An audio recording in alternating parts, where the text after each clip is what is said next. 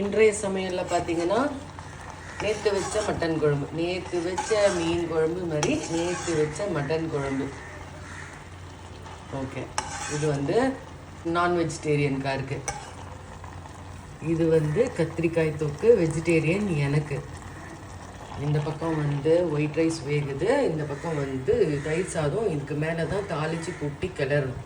நீ தாளித்து கொட்டுமா? நமக்கு இல்லாமல் பொசக்குன்னு போட்டுட்டா. அதுக்கு தானே இங்கே நிற்கிறேன் கூட. நீங்கள் அந்த கொட்டுறதை எடுக்கிறதுக்கு நிற்கிறீங்கன்னு நினச்சேன். அப்பா நாளைக்கு எதுனா ஒரு சமையல் வீடியோ பிடிக்கலாம். ஸோ தாளிச்சாச்சு, கொட்டியாச்சு. இந்த பால் ஊற்றுறது ரெடி இல்லை. பால் சூடு பண்ணிட்டாங்க. ஸோ இதுதான் வந்து இன்றைய லஞ்ச் மெனு.